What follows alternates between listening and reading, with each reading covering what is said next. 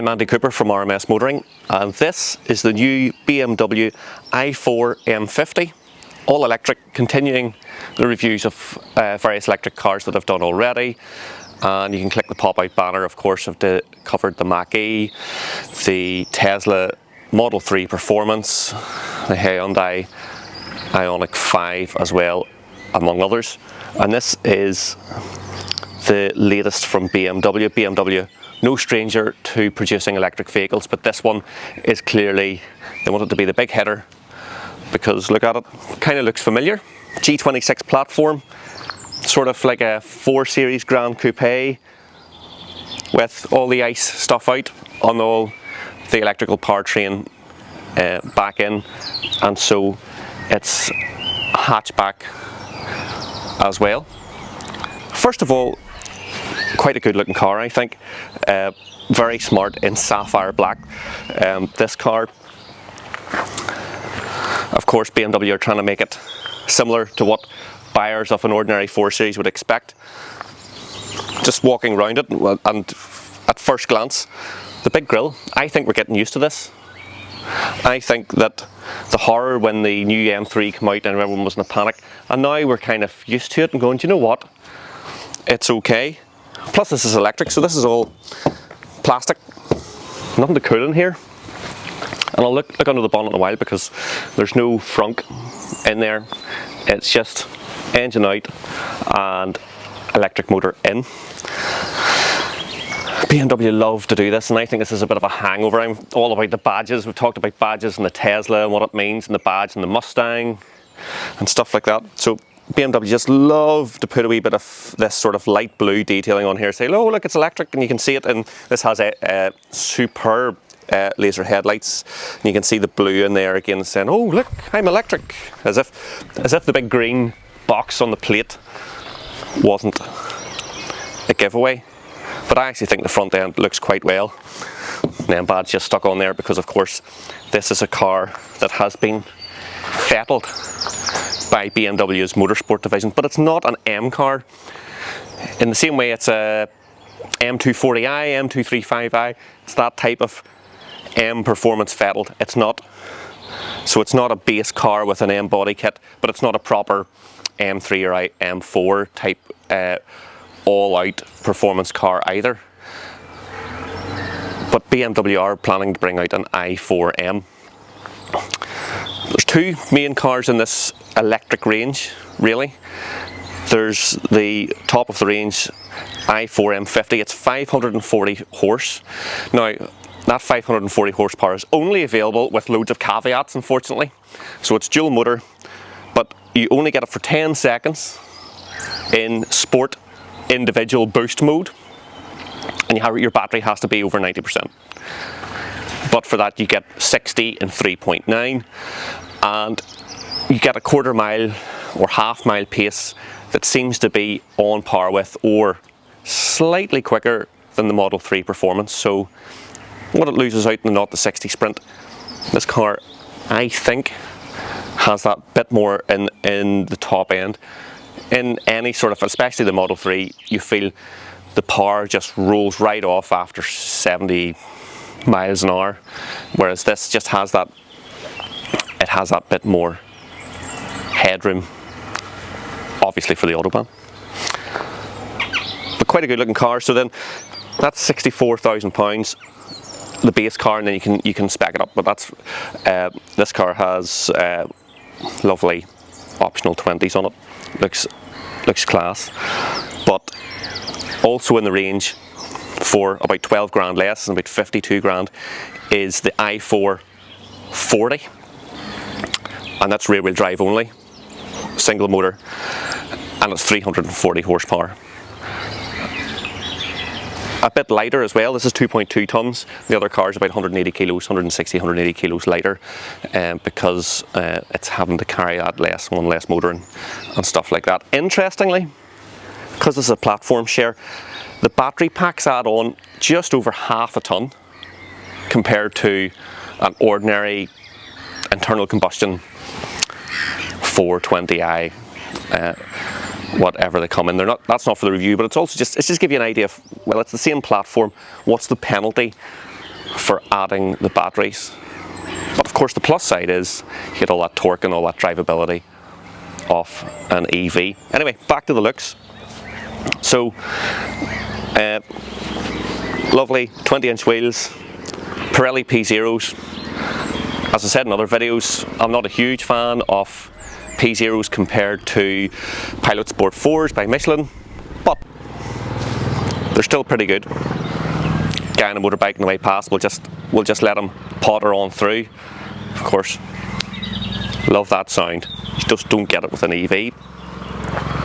Yep, so we've got these interesting fake vents here on the skirts, but it's all quite nice looking. Got these M Sport style mirrors. These maybe should have been saved just for the M3 and stuff, but it just adds to it. No panoramic roof, just a solid roof, which is a shame because we'll talk about the cabin later on, which is very nice. But a pano roof would have just sealed the deal. Really like these door handles, comfort access in this car. So you just walk up and it opens up, and you get. And sloping roof line, and I say it's hatchback form. Have you spotted on the car the real giveaway that it's a platform share? Well, I know because I've been obviously researching the car a bit. Stick-on wheel arches, actually, and if you didn't know to look at it, you'd think that's just part of the styling, but there's a wider track here to run the electric motors, and they've had to do this obviously because if anyone who has bought alloy wheels in the wrong offset knows, wheels that stick out the back, not only you can't have it, it's illegal, but also looks really stupid. So that's why they've had to pop that on for the slightly wider track. That actually probably is a handling benefit, that wider track over an ordinary car. But overall, it's fairly straightforward styling and conventional. And you know that BMW are betting that someone who is trading up from a previous generation of car, they'll want something familiar. Turn the car around and we'll have a look and see what it's like from the back end. So yeah, excuse the dust. It's a bit dusty around here. But I actually think, as far as the Grand Coupe shape goes, it's pretty good looking. It's not 6 Series or 8 Series type Grand Coupe, they're just absolutely stunning. But it's not the 3 Series GT and stuff like that, so it's perfectly acceptable. I like the lights. This is obviously all fake here, and there's no exhaust pipes coming through where they would be in the ICE car, but do you know what? It's still quite smart. Blue round here. Yes, we knew it's electric BMW. You don't need to tell us by all these subtle hints. But still, I'm just being fussy. Overall, I think it looks very smart, quite understated. Electric tailgate. And I'll have some footage of the boot being empty, but this is the truth of the matter. When you're running around testing cars, you have the granny charger out and you have the DC charger cables. The cables are all just lying about the place. But there are some quite good bags and cubbies, even though it doesn't have a frunk. It's quite spacious in there, indeed. And hatchback's incredibly useful.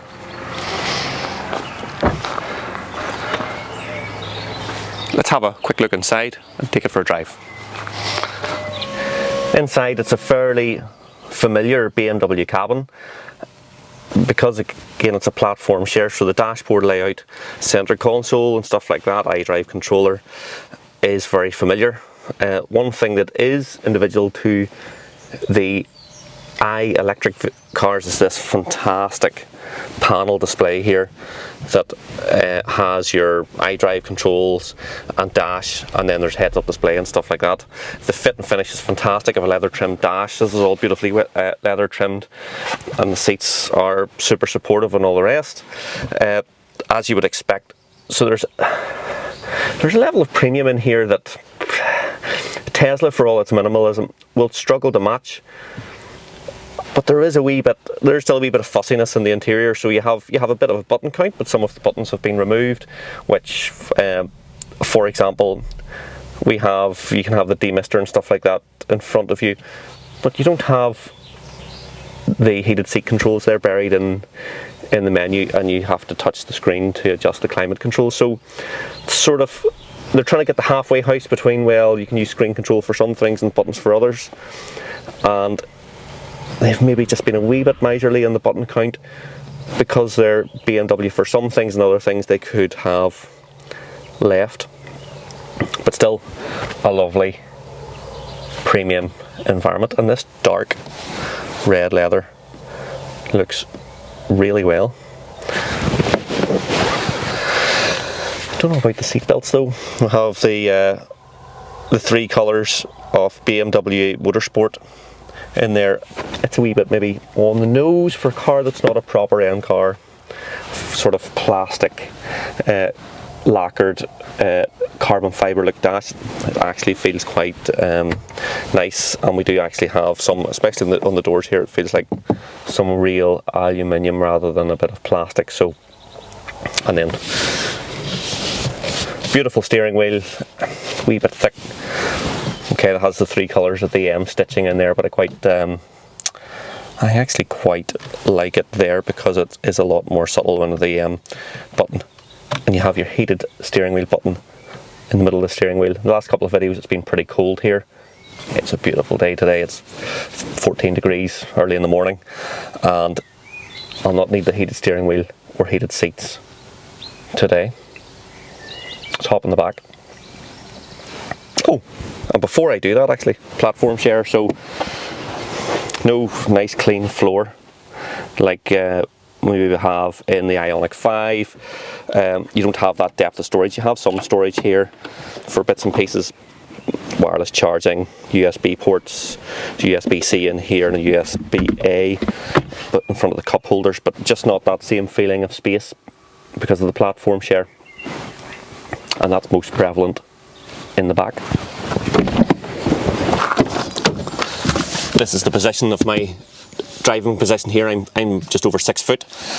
It's not leaving much space there for a passenger. My small bag just about fits in there. But if I tried to sit behind myself, which oddly enough I rarely do sit behind myself, my feet are just about slipping under the seat. It just doesn't have that same space that you would have in the Model 3 at all. But someone slightly shorter in the front, that will come forward. It will be okay. Part of the problem, of course, here is that they've had to lift the floor up to put the battery panels under here, so you've just that slightly compromised, and you have a tunnel which has naff all in it. However, headroom's good. Panel room would be lovely, but I have plenty of headroom. If I had a bit more, if I had my wife driving and the seat would be forward a bit, I would probably be okay. I would survive in here, no problem. But it is beautifully premium feeling with some storage behind the seats. We have a nice separate climate control system for the rear, two USB-Cs, ISOFIX, more M branded seat belts, and I'll talk about that when driving, but I'm just seeing the hardened carbon sounds. But it's nice. It's just a wee bit smaller back here than you would have hoped for. Fine for small kids and a family, but anything more than that, it's a short journey job. Let's get this on the road.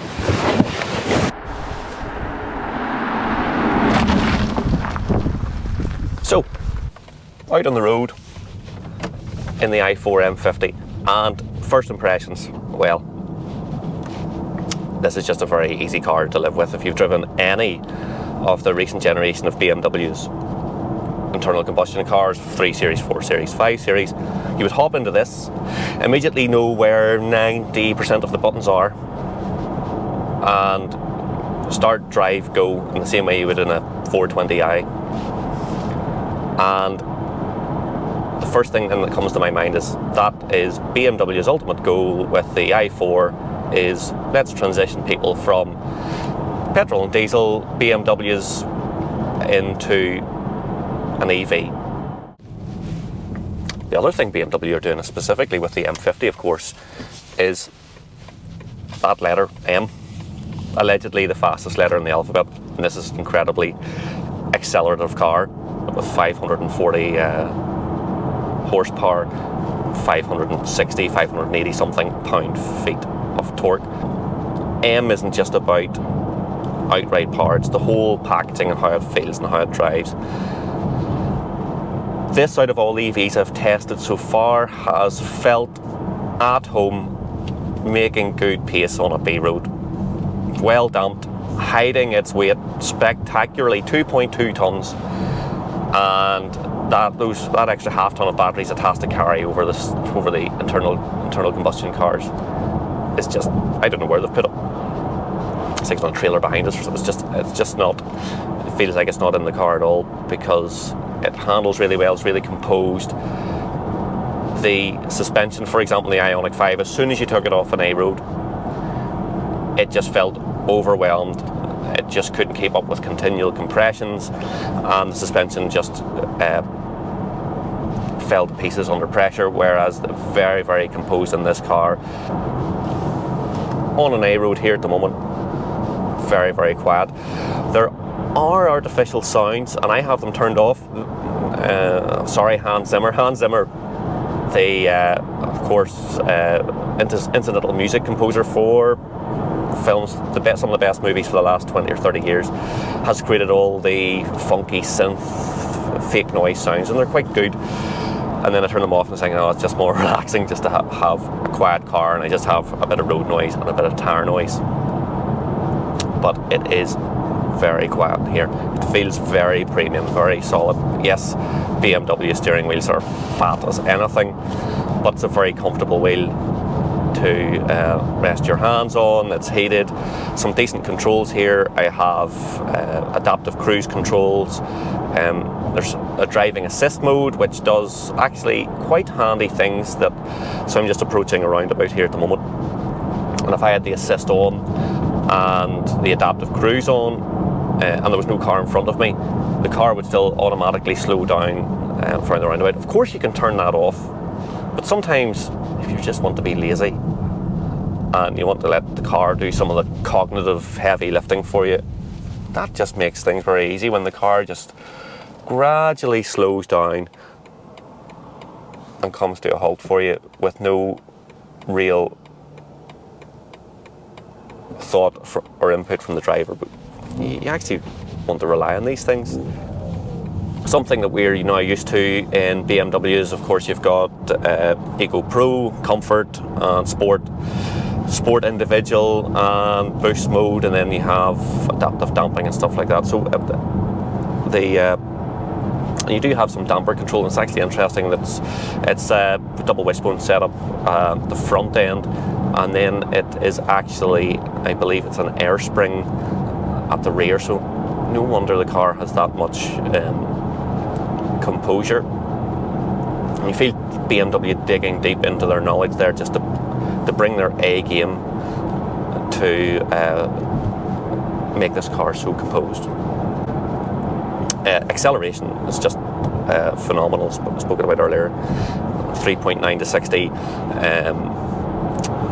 and it seems to have a stronger top end than the Model 3 Performance, as I mentioned earlier. And maybe it's because the Model 3 is so accelerative to 60 that you just feel it wind off very quickly, whereas this pulls harder for longer, and the top end is 140. Driving position is just typical BMW, spectacular, just low enough. The greenhouse, we've complained about no panel roof. I'm not sure if it's an option, but it just doesn't have that screen rake that the Tesla has. But it's still absolutely fine. You can still place the car on the road. I can still see well around me. A reasonably decent view out the rear window. and yeah, it's a nice place to be. Range wise, and with an 80 kilowatt hour battery on board, the i4 M50 should allegedly do just over 300 miles. I think it's 310 or something like that, 310, 320. But from me driving this, I'm sort of 204 miles range and 80% battery. I think this will do about 250, which is slightly less. I think the Model 3 would have done an honest 300 miles to a full charge, and this is just doing slightly less.